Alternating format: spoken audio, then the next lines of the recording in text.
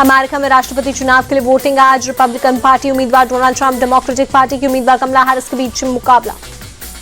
सर्वे में ट्रंप और कमला हैरिस के बीच को आटे की टक्कर बताई जा रही है। नया राष्ट्रपति जनवरी 2025 में पद की लेगा शपथ। अमेरिकी राष्ट्रपति पद की उम्मीदवार कमला हैरिस की जीत के लिए भारत में पूजा अनुष्ठान। तमिलनाडु में कमला के पैतृक गांव थुलसेंद्रपुरम में हुई पूजा।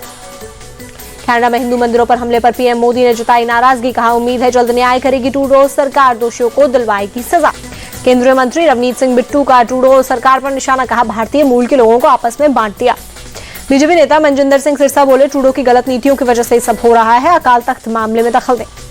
कनाडा में हिंदू मंदिरों पर हमले को लेकर जेडीयू नेता केसी त्यागी का बयान, कहा मंदिरों पर हमले के लिए कनाडा सरकार जिम्मेदार, कुछ अतिवादी ताकतों ने हिंदुस्तान पर हमला किया, हम उसकी घोर निंदा करते हैं। महाराष्ट्र में 45 बागियों ने नाम वापस लिए। बीजेपी और कांग्रेस के 10 उम्मीदवार पीछे हटे। एकनाथ शिंदे की शिवसेना के 8, अजीत पवार की एनसीपी के 6 उम्मीदवार पीछे हटे। उद्धव ठाकरे गुट के 7, शरद गुट के 4 बागियों ने नाम वापस लिए। मुंबई की माहिम सीट पर होगा त्रिकोणीय मुकाबला। सदा सरवनकर ने नामांकन वापस नहीं लिया, कहा राज ठाकरे ने नाम वापस लेने को नहीं कहा। शिवसेना यूबीटी के नेता उद्धव ठाकरे भी आज कोल्हापुर से प्रचार की शुरुआत करेंगे। अंबा माता के मंदिर में करेंगे दर्शन।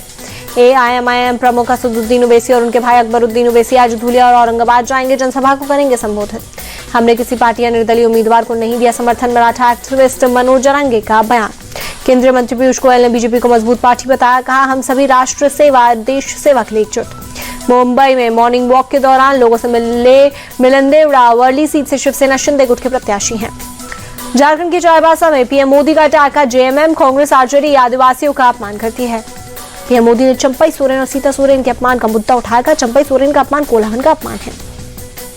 आज झारखंड के रण में उतरेंगे यूपी के सीएम योगी। कोडरमा, हजारीबाग, जमशेदपुर में जनसभा को करेंगे संबोधित। रक्षा मंत्री राजनाथ सिंह भी आज झारखंड के चुनावी दौरे पर जाएंगे। हटिया और लोहरदगा में रैली को करेंगे संबोधित। कांग्रेस अध्यक्ष मल्लिकार्जुन खड़गे भी आज झारखंड में करेंगे चुनाव प्रचार। हजारीबाग और कांके में जनसभा करेंगे।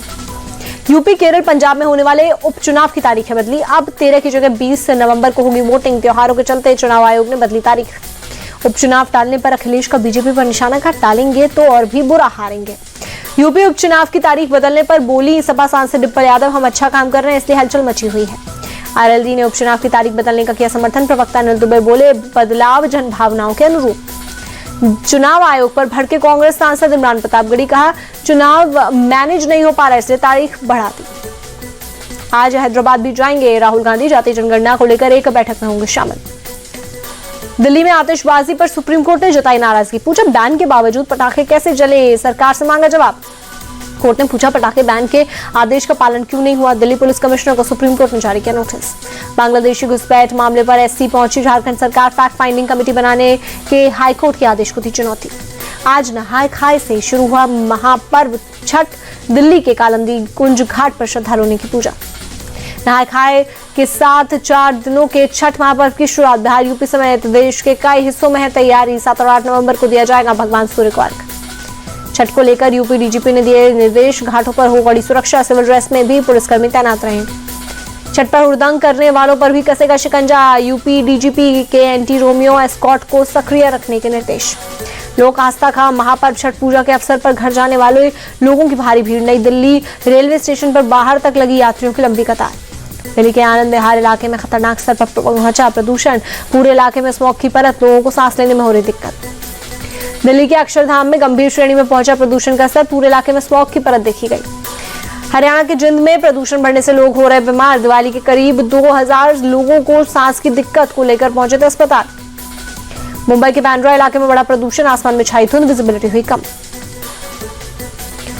कानपुर के कल्याणपुर में निजी अस्पताल में नर्सिंग का काम करने वाली युवती से दुष्कर्म। पुलिस ने आरोपी अस्पताल का डायरेक्टर इश्तियाक अहमद उर्फ सीटू को किया गिरफ्तार। दिल्ली में मोनेस्ट्री मार्केट के पास डीटीसी बस की चपेट में आने से 2 लोगों की मौत। मरने वालों में सिविल लाइंस पुलिस स्टेशन का एक कांस्टेबल भी शामिल। पुलिस ने आरोपी बस ड्राइवर को किया गिरफ्तार। बस डीटीसी के एक कर्मचारी को छोड़कर आ रही थी। हालत खराब हालत में थी बस। हादसे के समय बस में नहीं था कोई पैसेंजर। दिल्ली के नांगलोई में एक दुकान पर फायरिंग। 3 लड़कों ने हवा में की कई राउंड फायरिंग। मौके से 8 खाली कारतूस मिले। बदमाशों ने दुकान के बाहर पर्चा फेंका। नांगलोई फायरिंग मामले में 10 करोड़ की रंगदारी मांगी गई। विदेशी नंबर से गोगी गैंग के नाम से मांगी गई रकम। पुलिस मामला दर्ज कर आरोपी की तलाश में जुटी। दिल्ली के जहांगीरपुरी में दो पक्षों के बीच जमकर चले पत्थरबाजी का सीसीटीवी वीडियो हुआ वायरल। दो पक्षों में किसी बात को लेकर हुआ था झगड़ा।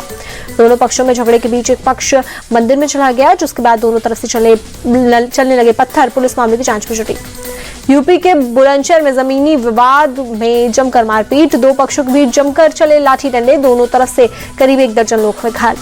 मारपीट के दौरान एक पक्ष ने दूसरे पर ट्रैक्टर चढ़ाने की कोशिश की। मामले में 12 नामजद सहित अज्ञात लोगों के खिलाफ मामला दर्ज। पुलिस मामले की जांच में जुटी।